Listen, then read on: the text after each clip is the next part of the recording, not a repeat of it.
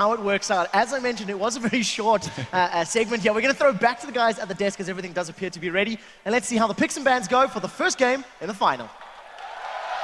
Thank you very much, Quickshot. And as he just said, we are about to get into the game. So, bans, before we get into it, what are we expecting? Putting you guys on the spot. All right. I would like to see a Renekton ban and an Orianna ban. Those two. And then I would love to see an Annie ban as well, simply to show some respect for Tapper and the way he's engaging. Yeah, this is totally throwing it out there. I think SKT's bans, if they're red side, are going to be Annie, Sona, and Zed. And I think that Shen and Orianna are going to be let through. Going to be wrong. Well, we will see, ladies and gentlemen, because the first game of the World Final is about to get underway. There are the picks and bans. Let's see how this goes. Wasn't expecting that for a first ban. Vi, Zed, almost certain. The Ninja's got to go out the window. Gone. There goes Shen. There we go. Expected bans so far for SKT, both Zed and Annie is gone. Will this one be the last ban? That's going to be the question. The surprise ban for me here so far from RYL is the fact that they've banned out Vi, considering Bengi tunneled so hard on Lee Sin in the semifinals against Najin Blacksword. He played it 4 out of 5 games, and in one of those games it was picked away from him. So, we talked about this when we were sorting out. Does this mean that Gragas may well be one of those picks? Because Vi is a good counter. Definitely. And now Gragas is open, and he's open for both teams to pick. It means if Orianna is open as well now, if she gets instant lock, there is the possibility of the counter with Gragas. That is really surprising to me that RYL was able to get Orianna. I think whether the Renekton or the Orianna got through, they're happy with it.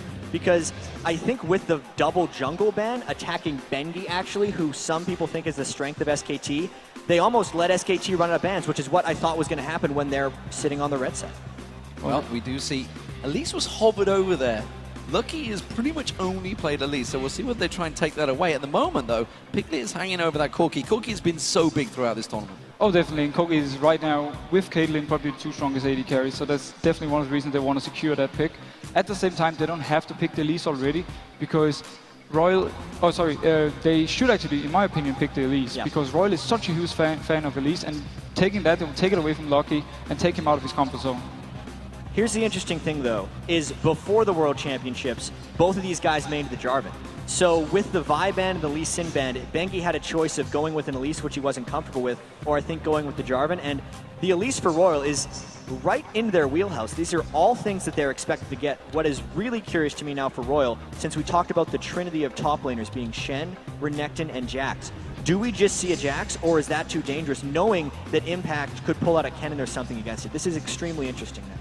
Yeah, I definitely think SKT is actually ready for the Jax pick, because they have Singed, and Singed is very good versus Jax, so they will keep maybe this pick now for the top lane, and maybe just pick their mid lane, and now could be the Gragas, could even be an Ahri, and then simply keep the top lane as the last pick, where they can have like a Singed coming in versus a Jax. I really like the fact that RYL was able to lock down Sona. I think that guarantees their initiation, and it combos extremely well with their lane dominance coming from Orianna. This is exactly what RYL wanted that got them here, and I'm really wondering to see what SKT does with these next 2 picks. Yeah, I feel SKT is playing a little bit with fire right now. They're simply giving all the picks RYL want now. But they are obviously aware of this, and they have something in mind for it. If they log in this fresh, they'll have a fresh Corki lane. That is such a strong lane for 2v2. Even 2v1 potential. They have so much dive. They have so much even like peel for Corki just with the fresh. Oh, there's the Jax actually. Very strong top laner. We talked about the top 3 for the top lane, and now they have the Jax. So they're going to be happy.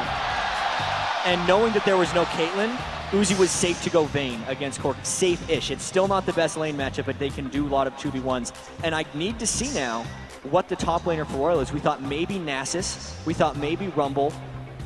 Singed is kind of an outside pick for him, but the top 3 are down. Whatever he plays here, he's played once or less in the World Championship. So the last pick here, RYL, getting to pick what they lane against either the Thresh Corki or the Jax, depending if they 1v2 or 2v1. And I think it's extremely critical for their team comp here. Oh, definitely. Oh, wow. Oh, that would actually be a very good pick out if they want to go for the 2v1. He can even hold his lane in 1v1 versus Jax. He's going to get out-farmed and pressured, but he can at least hold the lane. But at the very least, this wouldn't necessarily work for RYL's overall lane pressure. It would work for their quick tower dive. So they're going to be grouping up really early in this one. And right now, RYL has an insane teamfight engaged. I think it's simply, if they just get slightly ahead, or do we see the Gragas, as we talked about, as the counter pick for Orianna? Yeah, but we thought it was going to be the other way around. We thought Whites was going to play Gragas against Faker's Orianna, and now we see the switch up. I guess here we have the reason for SKT picking red side in game 1.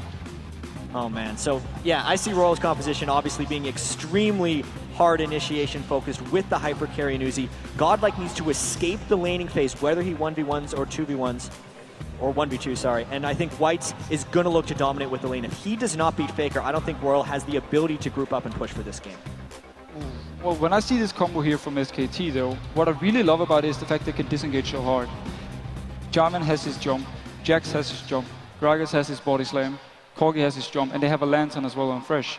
They have so many disengage abilities. They can simply pick the fight. If they dislike the way they get engaged on, Gragas can throw his bell, shoot people back, and they can disengage. So it's an all-in versus an all-out, basically, is what you're saying. Everybody's going to pile in. We know that Royal are all about those fights. So thank you very much, Deficio, for joining us for that. We'll be seeing you in Game 2 shortly. And, of course, we are about to get underway. But first game of the World Finals will be starting very soon. But let's see who you guys at home think is going to take home the Summoners Cup. According to LoleEsports.com, 57% of you think SK Telecom T1 will be winning Season 3 World Championships. Yeah, we saw Monty was the only one on the desk there, on his train. He's got a lot of tickets to punch for Lone everyone conductor, you know, you go down with whatever happens, or you go through and you're the lone victor. But this is interesting. I think SKT is still the slight favorite, but as we could tell by the crowd earlier, Royal does have the crowd behind them. Something I really liked about this is, if you think back to the Fnatic versus Royal game when Fnatic got beat, or Royal got beat out by 20-some kills, they didn't have the initiation team. They had nothing to go in on. Now that they've been put on the backside of what SKT feels they put them on, Royal did get an initiation team. Yeah, they got the initiation now. Malphite is an unstoppable force, some would say. You could say that. So here we go, ladies and gentlemen. The Summoners Cup. That is what they're fighting for. Royal Club as the blue team, SK Telecom T1 as the red team, as Game 1 of the Season 3 World Final gets underway. You know where we are. We are on the Rift. Royal now coming out from the blue. SKT on red side first, as they did win the coin toss. It is their choice. On that red side, we'll have to see as it goes. Level 1s have been ferocious throughout this entire tournament. Let's see if it happens again. These teams just slam into each other, and SKT has more crowd control right now. They could get the death sentence from Thresh, and that could combo with a Counter-Strike stun from Impact's Jax, whereas Royal doesn't really have the same options. If Royal wants to fight, they need to get the jump on SKT, which is highly unlikely. Remember, Royal last time went into that jungle against Fnatic. Fnatic were ready and waiting. It was a crazy engage, but nobody died. SKT are in a dangerous position to do the same. SKT is right on top of a ward, and they don't know it. So this could be Royal getting a jump on them if SKT walks in. The game of cat and mouse is going to be the balls, the impact. They're going to know a little bit too early, and they both have vision of the danger zone. This always seems to happen in these games. 5 people run into each other at level 1. Everybody calm down. Back away to other sides. And yeah, that doesn't tell us much about level 1, other than the fact that the teams could actually not get their traditional wards down. So as far as scouting for 1v2 lane matchups, they have no knowledge. They do not know where the junglers are starting, and they do not know where the top laners and bottom laners are going. So let's check out that mini-map. We can see what is developing. We do know that it's going to be a 2v1 in that top lane. Currently, we see Impact heading up there. He's going to be up against Uzi and Tabe from Royal Club, which of course means the bottom lane will be Piglet and Mandu up against Godlike. And you already said Malphite has an advantage 2v1. It's a slight advantage, and I really need to see now if SKT can deal with the split lane game here, if they can get 3v1 Dove, or if Bengi doesn't play this, because early on in the group stage of the World Championships, SKT was getting punished. Impact in particular was sticking around to get Dove 3v1. And if we look at the early jungle pathing of Lucky's Elise, he would be able to get his double buffs and transition directly into a top lane gank, but Bengi's jungle Jarvan is there to potentially counter if that happens. And again, same thing they did against Fnatic. Godlike is holding the jungle with Lucky right now, soaking up the experience, knows he doesn't have to get to that bottom lane in 2 waves. It worked for him before. Godlike going at it again. Yeah, and we're seeing Impact doing just like they've done with Jax's before, taking those golems, not even gone into that lane, not even caring about going in that lane. He knows he can't go up against Uzi and Tabe this early on. And you can see the AD carries are very much about keeping the lane in the middle, which means that if the one person, whether it's Godlike or Impact, were to reach into that lane, he wouldn't even be able to get into experience range. Already a lot of poke going down on an Impact. Looks like he's finding every power chord that Tabe is putting out. If you can remember their matchup versus Soaz, they continuously glitter lanced him down. That's Tabe and Uzi's objective in that 2v1 is to crush it down.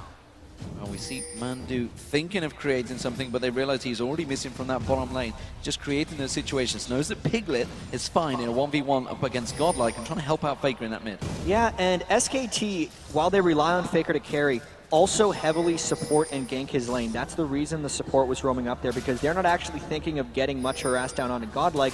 They're mainly looking to protect and create for Faker. Lucky doing what he does best inside the jungle, trying to be a nuisance on those camps, and it looks like we're going to get something headed towards the top lane as Godlike's finding a bit of pressure on that bottom as well. Yeah, the hook on Godlike, he's going to be able to walk away from this one, but we do see that 3v1. It's a 3v2 in the top lane. Pressure on them, but I don't think SKT are going to worry about it. And here's the interesting thing. There's been a babysit up top with Bengi and Impact the entire time, whereas Godlike's been completely by himself. So Bengi is leeching a bit more experience and protecting Impact's health bar better than Godlike is getting protected, but experience and farm-wise, RYL has a very slight edge on top. They're gonna have to be very careful for Lucky here. He's soaking up a 3-person experience as Bengi's gonna be getting ahead on this 2 lane, but they may take that tower down before anybody has time to think about it. Impact doing what he can in and out as the harass is just too much from just outside turret range. Yeah, great condemn from Uzi, keeping him on that tower. Look in the mid lane now, look what is developing. Faker's already just been back to buy. He's kind of bullied out. White's pulling ahead massively. And White's is generally unstoppable in the laning phase on Orianna. That's why it was getting banned away, and interestingly enough, the only games that Faker won in the semifinals were his 3 Orianna games. It's a huge priority pick for them, and because Bengi is stuck up here in the top lane babysitting Impact, that is a strict 1v1 in the mid lane, and Faker will continue to fall behind if they don't get help. This is exactly what RYL needs to do. SKT, very well known for controlling the gameplay, the style and how it goes. RYL trying to take the driver's seat right away, taking that top lane down so they can rotate around. Godlike trying to stay safe, but they won't give him an inch. Yeah, good death sentence from Mandu, but this is going to be the first turret of the game going down. We can see Impact has already backed away from this one. RYL Club have pushed it the whole time through, and they will take game 1 turret. And here's the difference between RYL's ability to play this 3v2 laning game versus SKT's ability to 2v1.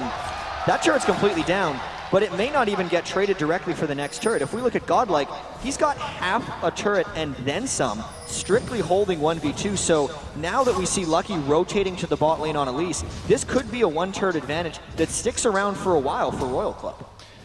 Godlike looks like he will be relieved a bit of his pressure here. Well, it's going to be the rotation of that ADC lane. It looks like Lucky will be there as well when they activate that, so the chess piece is in motion for something to happen towards that bottom lane. Faker still going at it with Whites. Both have gone for the Dorans. Whites rather, going for the early magic resistance. This is where it gets interesting. Faker is absolutely level 6, and Bengi's going to try to combo with the gank. He goes in. Does he manage to knock him up? Yes, he does. Surely the shockwave comes in, but it does not matter. First blood, Faker. Just execution right there, SKT, and Lucky, you're out of position. Getting very close to being caught there. Like you said, Jat, they were just waiting for the right time. Level 6 hits instantly, and they didn't have time to think about it.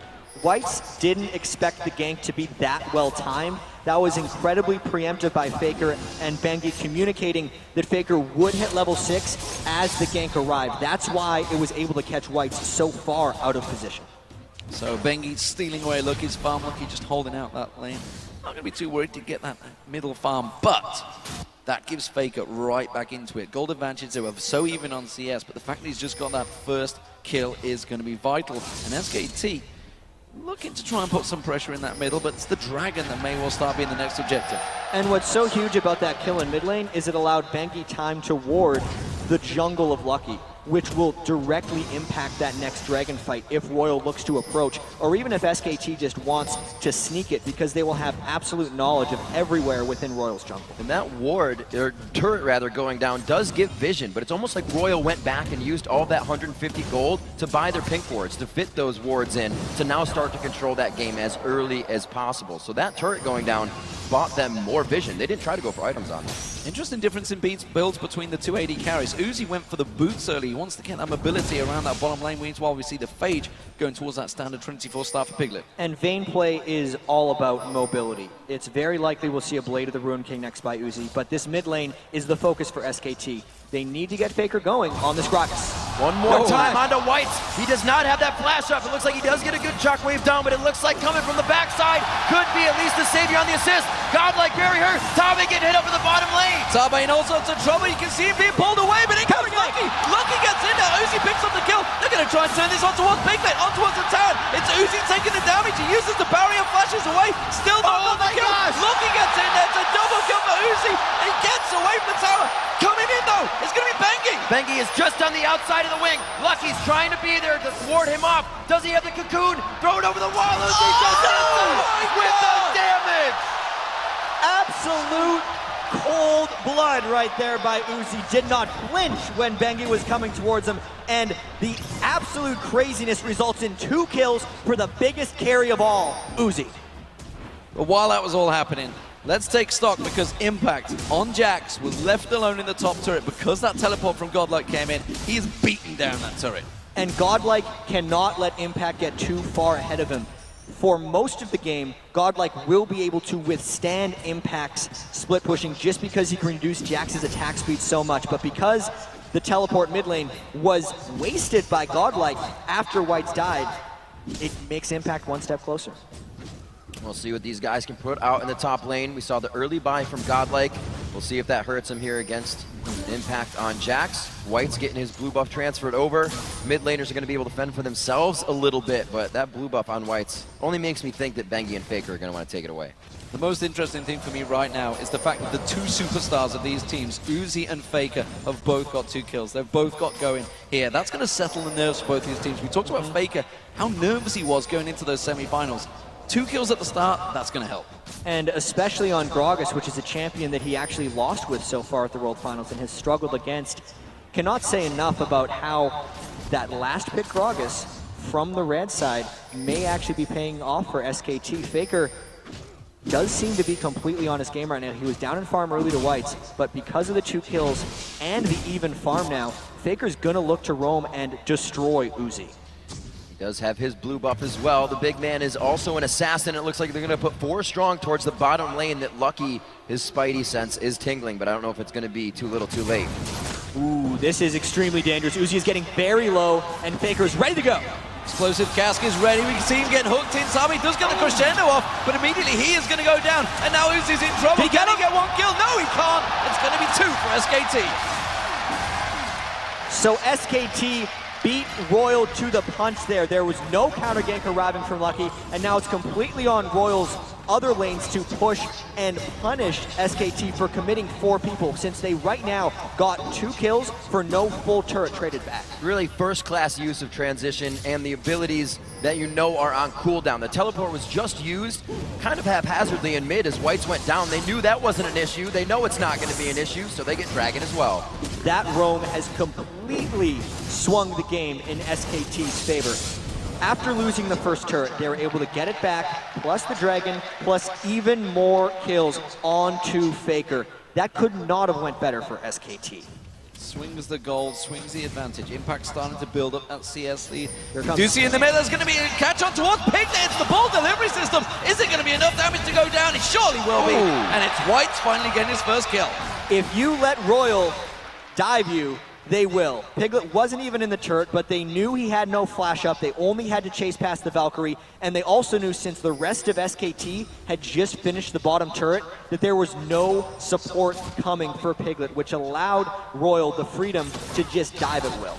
We got so much of that split push going on in the bottom lane. The top laner is still duking it out between Godlike and Impact, but we just saw Godlike making himself known. The teleport was down, but he still felt he could make the walk towards mid lane. It counts for Whites. Still down by 2,000 gold right now. RYL is looking to keep the pressure on. Right now, they're waiting for that teleport and the Malphite to come back up on the ult. And right now, RYL's general strategy of pushing all the lanes might be backfiring because they don't have enough pressure. Oh, Tabby in all sorts of trouble here, trying to get away from this one. He pulls in Piglet. Piglet picks himself up. The easiest kill he'll get of the game. And every lane is getting punished for RYL right now because Godlike cannot push up against Impact, and Faker's destroying Whites. There it is again, one after the other. We've seen Gragas in this competition flash body slam, and it only means that you're more comfortable on that champion. You'll do it over and over. Dominant stuff from SK Telecom in game one. They have put themselves in a commanding lead. That's going to be the turret going down. There's nothing they can do to stop Impact, and Impact now is going to look at turning this on towards Godlike. Faker pushing, punishing that mid turret. Bengi coming around, Safeguard, bottom lane being shoved in. SKT in full control now. Yes, this game is very dangerous to being almost over for RYL because they rely on objective control. Their semifinal Game 4 win against Fnatic, they were down 16 kills at one point in that Game 4, but because they had turret control and dragon control, RYL was able to come out on top. But when they lose their lane dominance, and they are now down 3 turrets to 1 with no dragon, they don't have that much to come back with. Right now, RYL needs to find ways of forcing 5v5 team fights, but because they don't have something to deal with Impact, they can't actually get all 5 people there without sacrificing even more objectives. It's going to be very big and a very big job for Uzi to come through here. He got those 2 kills early, but you still can't use a Vayne right away. The damage won't be there. Got the Bilgewater, looking for the Blade of the Rune King soon, but those Sheens both have just came out, and it already came out around 8 minutes onto Piglet. So their spike in damage is huge right now for those team fights. And double Trinity Force almost complete. Things already picked up by Faker pretty early on, which means he's going to work in towards that next item. White's desperately falling behind while he's keeping up with in terms of farm. Those 4-0-1 for Faker is a huge score. And you can see in terms of gold, massive numbers already. And I think we really have to touch on this Orianna versus Gragas matchup because RYL is pretty much the team that likes to rely on counterpicks the most, and they were very adamant about saying Gragas beats Orianna. They didn't care if Faker got Orianna because they'd be able to take Gragas. Yep. Yet, with the red side game 1 strategy of SKT, giving Orianna up to RYL, I think it just baited Whites into picking it. So much confidence in himself, not enough respect for Faker's Gragas, and that is really a key moment in this game. We'll see what SKT can do down. Looking to pinch down now on the jungle of RYL as they make their way down mid. You see the rotation up here from Uzi and Tabe as well, but I don't think they're going to get too far. SKT is already trying to cut them off. They're trying to catch out Tabe, flash crescendo, teleport coming in, they're going to get on Faker, Faker goes down! Oh no, disaster though! The shutdown gold goes to Tabe. And RYL needs to continue this chase. That was their 5v5, but they only got 1 kill. And what do they have left? That used all their initiation ultimates except for the shockwave from Orianna, and they're gonna look to dive because they are hopelessly behind right here. See if they can get it against 3. The unfortunate love for damage in the bottom lane is the Ignite. Takes the kill for Tabe. The shockwave goes down, and they hook in Godlike. They're going in for Mandu as well. They're going to try and take this one around. Bengi comes in. Cataclysm in there. Piglet gets 1. Piglet gets 2. Can they turn it around? It's going big. Godlike trying to get away from this one. One more hit will do it. And Lucky and Mandu duking it out, looking down the river. Godlike's in trouble, but Piglet's going to find Lucky. There we go. And look what's happening in that top lane. Bam, there's another turret. So that's the risk RYL runs every time they group up, is not only the split push from Impact, but the AoE damage from Piglet's completed Trinity Force. Watch how they overcommit for Bengi, and Piglet shreds. His Gatling gun, his Phosphorus Bomb, and the big one hits all 3 people that were diving there for RYL. It means they can't commit the rest of this turret dive. Bengi actually put down an ultimate right at the end just to try and trap a bit, and it just meant that RYL's dive went awry.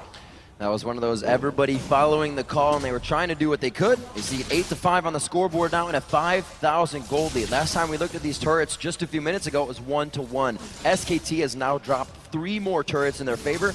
All the outer tier is gone, and they've already gotten a 2nd tier turret in that top lane, which Impact doesn't look like he's going to be leaving anytime soon after they re-engage their split. Serious problems here for RYL. They need to win the next team fight, and that could be coming in 20 seconds time. We see that dragon will be up. White is getting that blue buff, and everybody's going to be ready. This could be our first 5v5 engage. But the thing is, when SK Telecom takes mid-game dragons, they don't let you contest it. They overward your jungle, and they dive you when you get close. Very nice. Uzi getting hit up. Oh, he gets blasted away. I don't think there's catch potential on this. Very lucky to catch the explosive cast just as he flashed, which knocked him away. So he made Faker look worse than he actually was. He performed it perfectly as they fly in towards the Dragon Pit. As we saw, everybody gets to jump out over that wall. That's the way SK Telecom is playing right now. Once Godlike showed himself as Malphite in the top lane without teleport up, it was a dragon for SKT since they'd already taken Uzi out of the fight, and at best it was a 3-man steal attempt by RYL, which would have been suicide. All right, so we're getting our first core items in around the board. That was actually a 14-minute Triforce that Piglet put in his hands. We see Impact with his as well, the Sunfire Cape, the Athenes on both sides. So those first items mean that the fight can possibly go in your favor, but right now SKT controlling most of the positioning, meaning the fight is heavily on their side. Taking red, taking blue, the map right now is theirs. And we know that RYL's strategies over in the LPL in China was Raise the Puppy because that's Uzi's nickname. Right. But because their team is so heavily dive focused and Impact, Banky, and Faker, all from SKT, can get onto Uzi, it's very hard to raise him because there's a lot of people that are trying to kill him right now, and there's no real way for RYL to protect him safely. Godlike going aggressive on Mandu here. He does have White coming across with him. Forces that flash out from Mandu. Means Summoner Spell will be down. But once again, Impact in the top lane. Jax just pushing strong. Yes, and this is RYL's game. They're going to look to dive, which is now predictable by SKT. SK Telecom already repelled the dive with less people, only because Piglet stayed safe. As long as Piglet is positioned well with these double buffs, a dive would be a disaster for RYL. SKT themselves just pinged the inhibitor turret. They still have the second tier, but they said everybody group. It's a possibility we may lose this or have to fight. Everybody on the same page right now, it seems, for both teams. There is a ping in the bottom lane that says this wave is going to be big. If we can pressure this, we can get something off it. RYL trying to set up a sneaky gank there, but instead a bomb comes out from Piglet, spots them all, catches all four of them, and says, yeah, we know what you're going to do. We're not foolish. We're not going to run straight headlong in towards that turret like you did on us. And Royal Gaming now, they're in towards a defensive position. And once SKT gets teams in this position, they are extremely comfortable. The best thing that SKT has done is starve people out once they get leads. They're not going to look to overcommit until they can get a clean fight, or they're going to wait for RYL to commit in the game, engage back at them. SKT is the best in the world at this type of game. And Godlike is really what they're banking on here. Look at how far they are forced to play back on this turret. The thresh hooks, the barrels, Jax can jump in. Impact doesn't care. He'll fight under the turret. Corki bombs.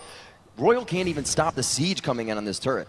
Yeah, right now they are trying their best to just keep them away. Finally another wave of minions comes in, and SKT get a couple of hits in it. Once again, Godlike getting in their faces, trying to keep them away, but there's just simply not the damage to repel them. Those barrels keep on rolling through, and every time Jax gets on that turret, along with Piglet, they knock it down. Just flexing their muscles. Yeah, that was actually a Gragas ultimate just for the harass. We've seen so many Gragases in the World Championships do that. It pushes two people back because RYL was too low, and it means SKT gets their 5th turret of the game.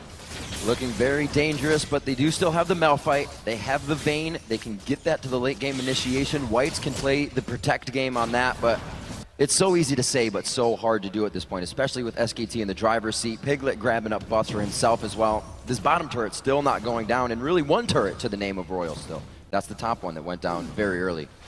Yeah, big power coming out again. It is going to be the Rabadon's death cap completed by Faker, so he is going to be looking to wreck someone's day the moment he gets back into lane. So much so he could actually probably take Tabe down with 2 barrels. I think he'd be just dropping straight away. Middle turret again being defended cleanly. They know where RYL are focusing, but they just can't get to it. It's 5-1 in turret's rip.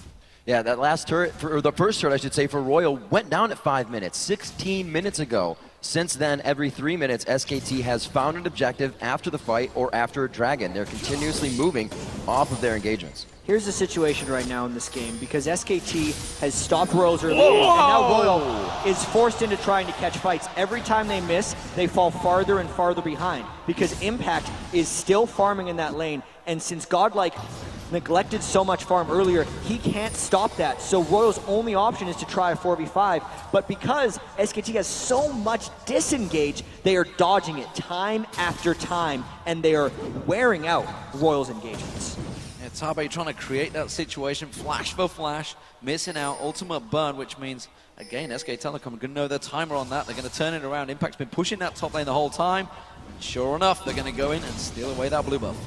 Everything that's happening here, it's like the bigger blitz hand being down. It makes the lane safer. You just saw Crescendo, you just saw Teleport. Everything becomes a little safer. The map is even more yours. They can engage on this. They have no vision in the mid lane, but they will know they're rotating soon. SKT just knows they can flex their muscles right now. Oh, coming right back. There's Impact. Coming straight back in. Impact does go down. It's Uzi that gets the kill, and he will be the killing blow on Impact. That's how you stop a Jax. Yeah, and we can see how lethal this RYL team composition could be if they weren't so far behind, because catches like that would give them the freedom to dive. But now, because there's way too many damage threats that have adequate farm on SKT, even with impact down, Faker could shred and Piglet could destroy RYL if they tried to fight 5v4. So the kill is nice, but it doesn't give them anything back that they need. They put quite a bit of eggs in one basket for that kill as well. The unstoppable force being down now, something they somewhat need to stop the siege. Continuously pressuring back. So we're waiting now for Tombe's crescendo to come up. The flash probably won't be there for the next engage. SKT looks to force this one too strong, now sitting 6,000 plus gold in the lead. The turrets have slowed down now that they actually met the front door, but I'm sure they'll be able to get past this with RYL being so much on their heels and trying to piece together items that they really haven't hit their second core yet. Yeah, complete map control. That's the blue buff, the red buff and the blue buff taken away from the jungle of RYL. They have complete dominance. Just look at the ward control across the map. You can see SKT have full vision of everything that RYL are doing. That's why they're going to get themselves another easy dragon. And you can specifically see how many wards SKT has in the Baron area. We're about 24 minutes into the game now, and since the turret pushing has slowed down for SKT, it means the Baron is the next objective for them. They're going to try and get the Baron or a team fight before the Baron, and then use that advantage to crack the inhibitor wall of RYL. RYL is desperately trying to get back some of that map control right now because they've seen SKT starve teams out at Baron before. If RYL tries to move up and gets caught in a brush, so many times against SKT you see someone say, oh, why did they face check against them? It's because they had to. Yeah. SKT forces them into those situations by putting enough pink wards down in the enemy jungle and making you check, because if you don't check, you're giving the game to SKT. And I'm sure SKT also has the inkling in the back of their head that RYL went for multiple 20-minute Barons, although it's very dangerous. They were able to put themselves in that position. Now SKT has done such. The warding, as you said, Jat, pretty much uncontested now because of that. And here's the most interesting part about this Baron jump in. Everyone came in through the back of the pit, and since RYL's been turtled in their base for so long, they put a question mark on it. They never had the time to move in, and here's the face check. Straight into it. Taba uses the crescendo. It may buy them time. It's not going to buy Lucky anything. Flashes away from this one. They have disengaged so far. RYL are looking to engage. I know Lucky's looking to run on this one. Godlike coming in from behind. It didn't get another one, but the shockwave delivery. They go in for the fight. Bengi falls. Impacts in the back when he takes 3 bolts quick. Lucky follows going down, and it looks like Godlike will pursue, but no. Can't get the shard out. Doesn't take the movement speed. They get a bit of their own disengage on, and Pumandu will say it's over. Hey, they got the Baron buff off 2 people, but they still lost 2 people of their own, and now they have to defend 3v3 against the Baron regen. Faker is looking to play. He has got explosive cast coming up in a couple of seconds, which is why you can see him start trying to create something. Shockwave's a long way off, as is Uzi's ultimate. That's why SKT starting to try and push in. I don't think they can get towards his turret, though. You can see everybody backing away, but it's a 3-man defense. It should be enough. It will be quite difficult, though, because the range clear right now. Whites has to come up, and it's dangerous. Godlike's in the fray. He gets taken out quite quick. 1, 2, 3. The health bar says 0, and they make their way out with another kill. 5, 2, and 3 coming out. Godlike definitely overstayed his welcome there. He did not need to be up that far because Whites was on the way to clear the turret. Let's take a look at the fight beforehand, though. RYL got a clean enough initiation, and you can see the rest of SKT was scattered looking for Lucky, which is why they decided to initiate. That was a temporary 4v3, and they got a clean initiation onto 2, which is why they were able to clean to get those kills. Faker came in late, Piglet was scared of the initiation, and it's why RYL didn't get devastated in that fight against a Baroned up, heavy lead SKT. Oh, they're going to catch on towards Faker. The damage is coming in. Is it going to be enough? No, he flashes away. There's no Ignite burning on him. Now Uzi's in trouble. He gets caught out by Bengi's Cataclysm. RYL's going to get focused in. He will not get out of this one. Gonna drop down, doesn't even get the chance, tries to go to the backside. Piglet takes him out, and they move up, don't get the turret. It's unbelievable that we're 27 minutes into a RYL game and they have not killed that middle turret. They took 3 outer turrets in every game before the other team in all of their matches. So RYL definitely not winning the turret game here, and it's because their lanes just didn't work out for them, knowing that they got Malphite against Jax, and Faker just beat Whites in that matchup. You see Godlike get into that position where he doesn't take too much, although it is going on to Pumandu here. He can get some harass out himself. He is getting himself a Spectral Cowl now because he has to take into consideration the magic damage from both Piglet and Impact on Corki and Jax.